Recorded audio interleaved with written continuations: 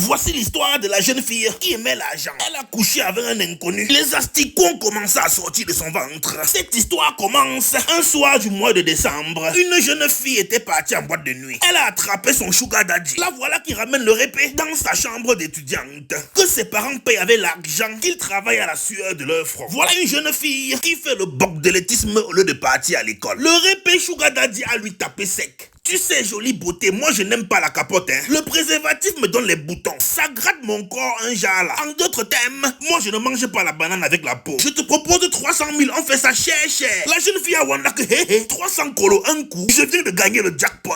La voilà qui rit avec ses 62 dents. Quand ils ont commencé à s'embrasser, Eneo a coupé la lumière. La jeune fille a dit que chérie Coco, donne-moi un instant, je vais un peu aller laver le nkoto, me parfumer pour être belle pour toi. Une fois aux toilettes, elle a pris son préservatif féminin. Elle a détaché les bêtises et elle a enfilé ça là-bas en bas. Elle est bordée mais elle est intelligente. Le répé a gagné le koto toute la nuit dans le noir, sans savoir que la jeune fille avait mis un préservatif féminin. Au petit matin, 6 heures, la voilà qui sort pour aller l'accompagner. Les 300 colons ont été pointés. Le Nkoto a été massacré. Il s'agissait donc d'un partenariat gagnant-gagnant. Seulement que le répé pensait qu'il massacrait cher, alors qu'il était en train de fracasser le caoutchouc. Les voilà qui s'enlacent comme deux amoureux. Pourtant, il s'agit d'un coup d'un soir. Puisqu'elle avait caché le préservatif féminin sous le lit, quand il est parti, elle a pris pour aller jeter. C'est en ce moment-là qu'elle a remarqué une chose bizarre. Qu'est-ce qui bouge comme un gros asticot dans le préservatif là comme ça? Elle s'est donc rapprochée pour essayer de voir plus clair.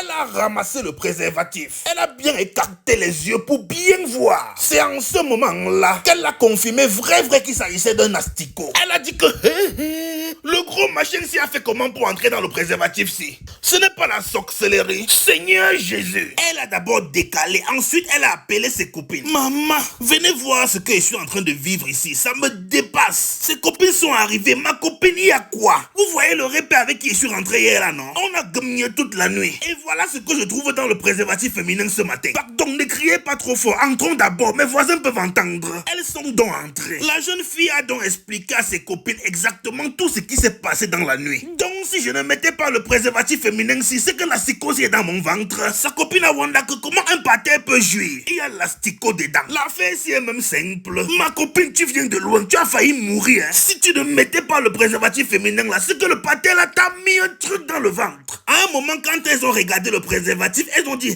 c'est comme si les asticots là se multiplient. Ma copine, ce n'est plus un asticot, c'est maintenant déjà 3. Les asticots là sont en train de se multiplier. Il n'y a plus aucun doute, ma copine, ton affaire c'est mystique et sorcellerie. Une des filles lui a dit que la situation aussi me rappelle l'histoire d'une fille que j'ai connue. Elle avait gagné toute la nuit avec un répé. Le matin, quand elle est rentrée chez eux, son ventre a commencé à se ballonner. Elle a appelé sa mère que maman au secours, mon ventre me fait mal, il y a des choses qui bougent à l'intérieur. Sa mère l'a aidé à marcher pour la ramener à l'intérieur de la maison. Pendant qu'elle racontait cette histoire, les deux autres filles l'écoutaient attentivement. La jeune fille pleurait, elle hurlait, elle se tordait de douleur sur le canapé de leur maison. Sa mère était allée à la cuisine chercher le nkangwang et un verre d'eau. Elle lui disait, ma fille, ça va aller. Voici le nkangwang, tu vas boire ça. Ça va te soulager. Vous les enfants d'aujourd'hui, vous mangez les shawarma, les pizzas. Nous n'avons pas connu ça. C'est pour ça que ton ventre gonfle. Prends, tu bois, ma fille. Ça va aller, tu comprends, non? Ça va aller. Quand le pâté est rentré, il a dit que donc notre fille est enceinte.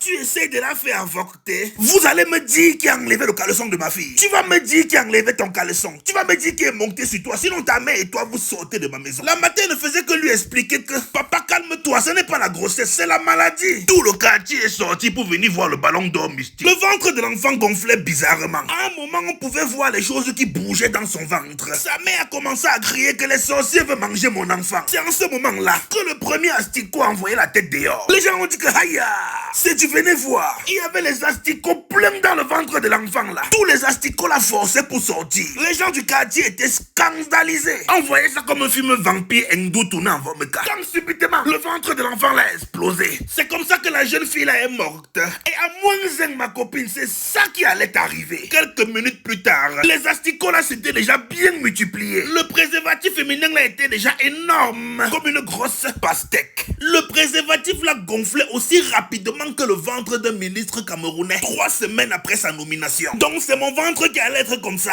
Quand subitement, à Bon, le préservatif a explosé. Il y avait plus de 300 asticots qui gesticulaient par terre. Les filles étaient horrifiées, terrorisées. Donc c'est ce que le père allait mettre dans mon ventre. Elles ont commencé à poum, une à une. C'est le détalage que tu voulais voir. Quand les 3 filles sont sorties de la chambre là, elles n'y ont plus jamais remis les pieds. Même la propriétaire de la chambre n'y est plus jamais retournée. Voilà les conséquences, vous les jeunes filles d'aujourd'hui. Vous partez en boîte de nuit, vous rencontrez des inconnus. Ils vous invitent à boire. Vous acceptez. Vous vous retrouvez assises à côté d'eux sur leur table. Les filles d'aujourd'hui avaient l'argent facile. Tu rencontres un homme le même soir. Le voilà qui est déjà en train d'engueuler. Il finit avec toi. Voilà tes parents qui pleurent. Voilà toute ta famille qui est endeuillée. Dans certains cas, une jeune fille rentre comme ça là. Elle tombe, elle meurt. Personne ne sait ce qui lui est arrivé. Personne ne sait ce qu'elle est partie faire dans la nuit. La famille n'a que ses yeux pour pleurer. Si vous voulez gagner l'argent facile, au lieu d'aller vendre votre coteau, au lieu d'aller vous livrer à des hommes bizarres, des sorciers qui sont dans le Moukwanya, au lieu de vendre votre corps, jouez plutôt à OneIsBet. Jouez à OneIsBet en utilisant le code promo 237 Club, le code promo des winners. C'est le seul code promo qui peut vous faire Brice devenir millionnaire.